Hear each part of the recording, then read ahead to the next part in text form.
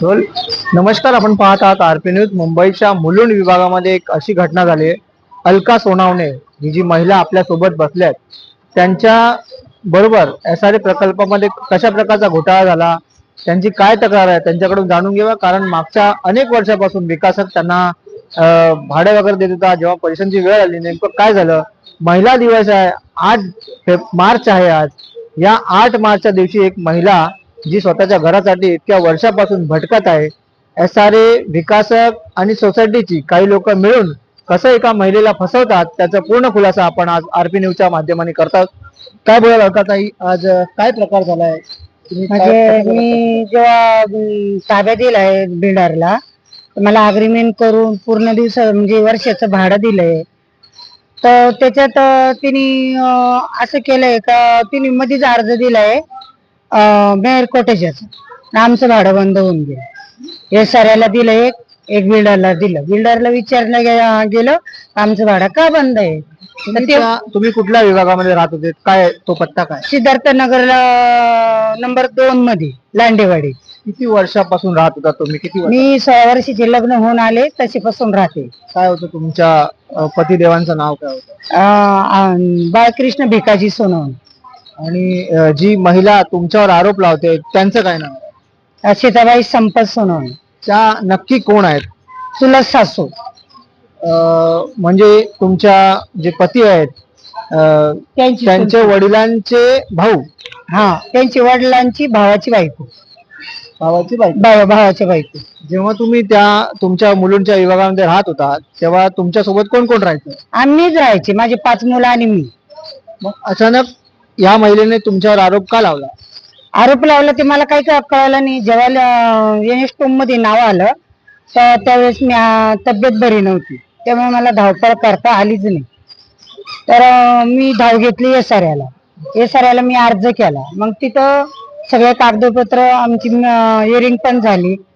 पहिली 14 तारखेला दिले तर सर नव्हते, आणि 21 तारखेला घेतली तर सरांनी आमची व्यवस्थितपणे त्यांनी आम्हाला हँडल केलं. आणि हिअरिंग झाले, आम्हाला सर बोलले तुम्ही अपील मध्ये जाऊ शकतात, तुमचं तिथं होऊन जाईल. मागच्या काही दिवसापूर्वी तुम्हाला मुलुंड पोलीस स्टेशनला बोलवण्यात आलेलं, काय प्रकरण आहे? तिने असं मृत्यू घोषित केलंय म्हणे. म्हणजे अलका बाळकृष्ण सोनवणे यांनी मृत्यू घोषित केलेलं आहे आणि त्या कायद्याने वारीस केलंय. मी आजपर्यंत कधीच मृत्यू कोणाला घोषित केला नाही ना. तर ती हिअरिंगला असतीच ना 21 तारखेला. 14 तारखेला तिथं रुजूम होती, तिथं सर नसल्यामुळं आम्ही ती कॅन्सल झाली. 21 तारखेला हिअरिंग घेतल्यानंतर 21 ला होती ती पूर्णपणे तिथं हजर होती. तिची मुलगी, 2 तिचे साथीदार, काय त्याचं विनोद जाधव, आणि एक कोण संशयाचा माणूस होता. एक पेपर तिने दाखवला नाही सरांनी. आमच्या याच्यावर हिअरिंग फायनल करून त्यांनी लिखापडी केली आणि ते आम्हाला काय बोलले का तुम्ही अपील मध्ये जावा मॅडम. तसंच मग हिअरिंग संपवली त्यांनी. 2 दिवसापूर्वी मुलुंड पोलीस स्टेशन मध्ये तुमचं स्टेटमेंट घेण्यात आलेलं, त्या प्रकरणामध्ये काय बोलाल तुम्ही? मला बोलवलं गेलं. किती तारखेला कंप्लेंट किती तारखेला केली? 22 जानेवारीला केली तिने. आम्हाला 22 फेब्रुवारीला बोलवलं. तर 22 फेब्रुवारीला आम्हाला बोलवलं त्यांनी बोलली तुमच्या व्हॉट्सअपवर फोटो पाठवला. तर म्हटलं माझी मम्मी व्हॉट्सअप यूज नाही करत आणि आम्ही कधी बाय चान्स बघितलं तर बघतो. तर ते बोलले ठीक आहे चालेल, आम्ही तुम्हाला फोन केला तर तुम्ही आले. तर त्यांनी आमचं एग्रीमेंट वगैरे बघितलं. बोलतात सीताबाई संपत सोनवणे असे आरोप तुमच्या अलका सोनवणेंवर लावलंय. तर आम्ही बोललो आमच्याकडे पुरावे, बिल्डरच्या इथे आम्ही अग्रीमेंट केलं ना ओरिजिनल, ते अग्रीमेंट दाखवलं. त्याच्यामध्ये पण व्हाईटनर लावेल होतं ना, ते पेपर पण आम्ही पोलिसांना दाखवले. आम्ही मेलेलं घोषित केलं नाही सीताबाई संपत सोनवणेला. तरी त्यांनी व्हिडिओ काढून सगळीकडे व्हायरल केलं आणि माझ्या मम्मीचं नाव बदनाम करायचं काम केलं फक्त तिने. तिच्याकडे काही पुरावे नाही. हिअरिंगला 21 तारखेला हिअरिंग झाली ना, तिथं तिच्याकडे एक पण पुरावा नव्हता, एक पण पेपर नाही. मोठ्या शिवाजी धापेकर साहेबांनी सांगितलं ना, तर त्याच्यामध्ये तिच्याकडे अग्रीमेंट मागितलं. तुझं काय पुरावा आहे बँकेचं, काही असं तुझ्याकडे ते दाखव. तर ती बोलली माझ्याकडे काहीच नाही, मला दुसरी हिअरिंग द्या. तर ते साहेब बोले ह्यांच्याकडे सगळे वारसाप्रमाणे पुरावे आणि तुझ्याकडे एक पेपर नाही. तर मी दुसरी हिअरिंग, तू एक तरी पेपर दाखवला असता तर मी तुला दुसरी हिअरिंग केली असती, पण तुला एक पण पेपर नाही दाखवलं. मग तिने पोलिसांकडे धाव घेतली लगेच आणि हा व्हिडिओ तयार केला.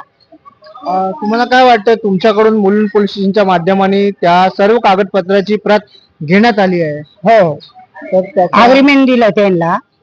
आणि ते सर मला 2 दिवस आरोपी सारखं बघत होते. म्हणजे माझ्यावर आरोप केलाय ना तिने, तर 2 दिवस ते एकदम उद्धट शब्दांनी बोलले. पण नंतर मला त्यांनी पूर्ण माझे पेपर बघितल्यानंतर ते स्वतः मला सॉरी बोलले. काय अधिकाऱ्यांचं? काय का त्यांचं नाव आहे दादा, नाव काय त्यांचं? हा, ढेकळे सर, ते सरांचं नाव जे आमचे वाले ढेकळे सर. ढेकरे, असं ढेकरे सर का काहीतरीच आहे त्यांचं नाव, बघ ना मोबाईल मध्ये. या पूर्ण प्रकरणामध्ये तुम्हाला काय वाटतं? सोसायटी, SRA अधिकारी आणि बिल्डर यांची तिघांची मिळून तुमची काय फसवणूक होते? मला असंच वाटतंय, कारण की हिचं नाव कसं घुसलं, बिल्डरचा, हे सगळ्या लोकांचा कमिटीचं हात असल्याशिवाय त्यांचं नाव घुसलं गेलं का? तिचं पहिलं अग्रीमेंट तर मीच केलं होतं स्वतःने, मी ताब्यात दिला, मला 5 वर्ष भाडं झालं, मग ही कुठून आली मधीच? आणि जेव्हा बिल्डरला लेटर दिलं गेलं, त्रिवेदी साहेब होते, त्रिवेदी काय म्हणले, हे पटकन हे लेटर घ्या आणि प्रशासनला सेंड करा. तर तेव्हाच आम्हाला डाऊट आला. मग आम्ही धाव तिकडे घेतली एसआरएला. एसआरएने साहेबाला निर्णय भरपूर चांगला दिला. ते म्हणजे तुम्ही अपील मध्ये जाऊ साहेब, मी त्याला थँक्यू बोलले. तर तिने एक पेपर आणला आणि त्याला सांगितलं, मी तुला हिअरिंग नाही, आमची हिअरिंग झाली, यांचे पेपर बघितले म्हणजे कायद्याने वारीस आहेत, त्याच्यामुळं ते बोलले तुम्ही अपील मध्ये जाऊ शकतात मॅडम. त्यांना सांग. हा, सरांना मग सर बोलले तुम्ही जाऊ शकतात मॅडम, तुमची काही अडचण नाही म्हणे, मी सगळं लिहून दिलंय म्हणे. तर मग मी त्यांना थँक्यू बोलून बाहेर पडले.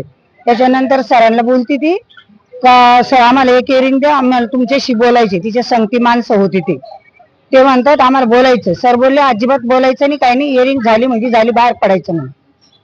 आपण बघायला कशा प्रकारचे SRA अधिकारी आपलं काम योग्य प्रकारे करत असताना आर्थिक व्यवहार करून काही लोकांच्या मिळभगतमुळे एखाद्या महिलेला तिच्याच घरापासून वंचित करण्याचं जे कारस्थान आहे ते करण्याचं पूर्ण प्रकार ह्या मुंबईच्या मुलुंड विभागामध्ये पोलिसांच्या मिलीभगतने करण्याचा आरोप यांच्या माध्यमाने केला जातो. या पूर्ण विषयावर समोरच्या पक्षाकडून देखील जाणून घेऊया पूर्ण प्रकरण काय आहे, ते वारसा कसे, कारण एखाद्याच्या कागदपत्राचा दुरुपयोग होऊन त्यांच्याच घरापासून त्यांना वंचित ठेवण्याचं काम हे या मुलुंड विभागातल्या SRA प्रकल्पातील काही लोकांच्या माध्यमाने होत आहे असं नाकारता येत नाही. अशा प्रकारच्या अनेक बातम्या पाहत राहूया, तोपर्यंत पाहत राहू RP न्यूज मुंबई. आणि मी खोटं पण बोलले सर.